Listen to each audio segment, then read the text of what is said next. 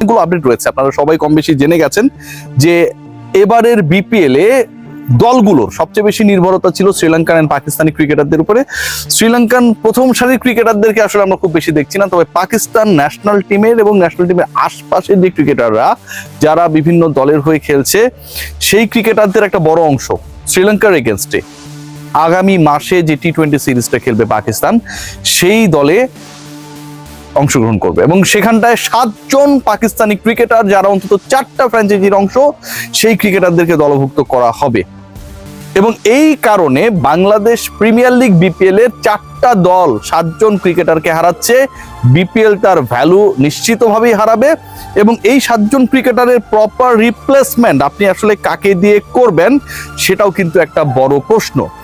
একই সাথে আরো একটা আপডেট রয়েছে, সেটা হচ্ছে লিটন কুমার দাস রংপুরের, আপনারা সবাই আপডেটটা জানেন যে মুস্তাফিজুর রহমান তিনি সকালবেলা দলের সাথে যোগ দিয়েছেন।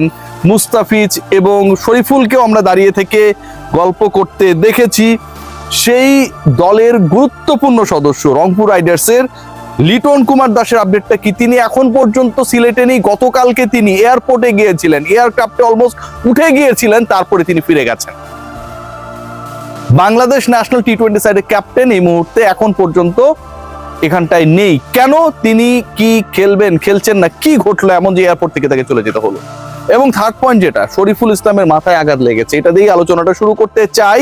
হসপিটালাইজড করা হয়েছে কিছুক্ষণের জন্য এবং চেক আপ করা, সতীর্থ ক্রিকেটারের সাথে ধাক্কা খেয়ে ফাইনালি শরীফুলের ব্যাপারে আপডেটটা very positive, that he is available or fit to play the next match. মাথায় যেহেতু ব্যথা পেয়েছিলেন বা আঘাত পেয়েছিলেন সেই কারণে টিম ম্যানেজমেন্ট রিস্ক নিতে চায় নাই। লিটন কুমার দাসের যে আপডেট সেটা হচ্ছে Liton Kumar Das is ready to play.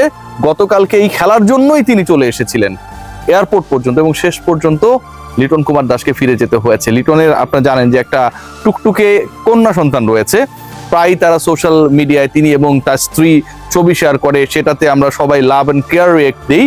ওই পিচ্চিটা কোনো একটা কারণে হয়তো আঘাত পেয়েছিল বা কোনো কিছু কামড়েছিল।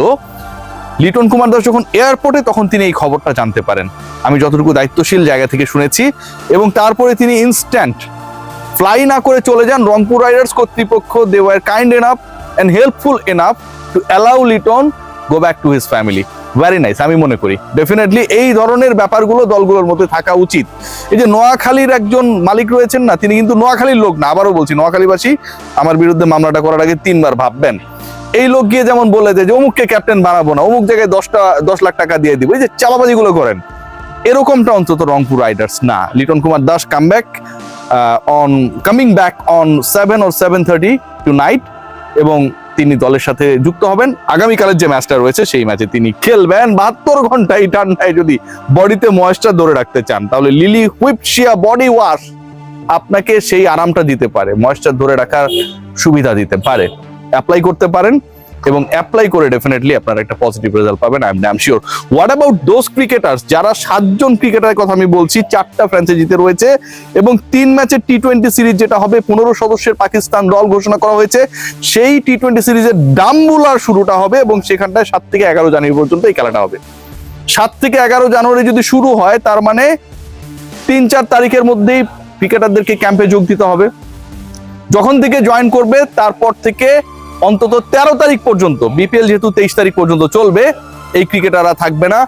10 দিনের জন্য চট্টগ্রাম পর্বের পুরোটা পাকিস্তানি টপ নোচ ক্রিকেটারদেরকে পাচ্ছে না 4টা ফ্র্যাঞ্চাইজি। আপনারা সবাই জানেন খাজা নাফি তিনি রংপুর রাইডার্সের হয়ে খেলছেন এবং একই সাথে ফাহিম আশরাফ, এই 2 জন ক্রিকেটারকে রংপুর পাচ্ছে না এই মাঝখানের সময়টা, এবং তারা দুজনই 15 সদস্যের সেই দলে ডাক পেয়েছেন।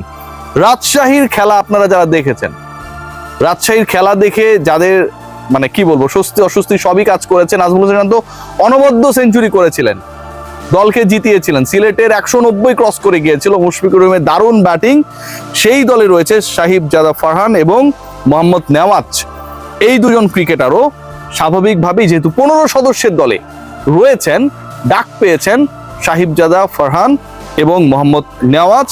এই 2 জনের কেউই ওই মাঝখানের সময়টায় রাজশাহীর হয়ে খেলবেন না। ঢাকা ক্যাপিটালস তারাও এই ভেজালের মধ্যে পড়ছে। সবশেষ ম্যাচে ঢাকা ক্যাপিটালসের হয়ে ঝড় তুলেছিলেন সাব্বির রহমান রুম্মানি ওয়াল্লো, 10 বলে 21 রান। নাসির হোসেন বল হাতে 2 উইকেট, ব্যাটে 19 রান। মাঝখানের ড্যামেজ রিডিউস করার ক্ষেত্রে তিনি একটা বড় রোল প্লে করেছিলেন।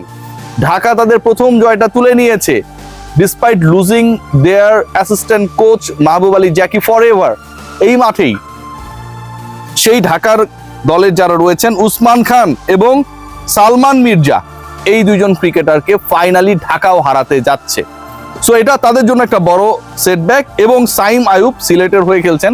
সিলেটি যারা রয়েছেন আমার কাছে মনে হয় দে আর ভেরি হ্যাপি, কারণ সাইম আয়ুবের পারফরমেন্স এখন পর্যন্ত সেরকমটা না।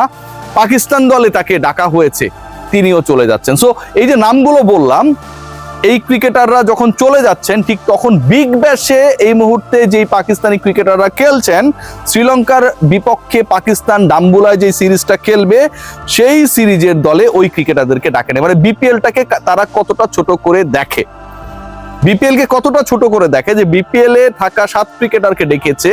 বিগ ব্যাশে এই মুহূর্তে যারা খেলছে, বাবর আজম সেখানটায় রয়েছেন, শাহিন আফ্রিদি রয়েছেন, হারিস রৌফ রয়েছেন, হাসান আলী রয়েছেন।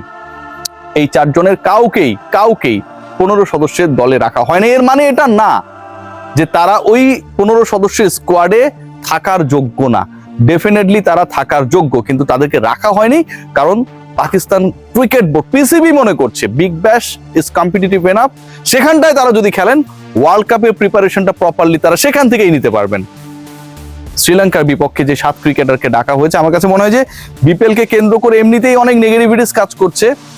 2-1টা ফ্র্যাঞ্চাইজি ছাড়া বাকি ফ্র্যাঞ্চাইজিগুলো কর্মকাণ্ড অনেক বেশি প্রশ্নবিদ্ধ, এবং সেই জায়গায় যখন এই 7 জন বিদেশি চলে যাওয়া এবং তারা ব্যাক করে আসা 10 দিন পরে যতটা না ইম্পর্টেন্ট, তার থেকে এদের রিপ্লেসমেন্ট কি হবে সেটা কিন্তু গুরুত্বপূর্ণ। এবং সেই গুরুত্বপূর্ণ কাজটা কতটুকু দক্ষতার সাথে এই 4টা ফ্র্যাঞ্চাইজি করতে পারবে সেটাও একটা প্রশ্ন।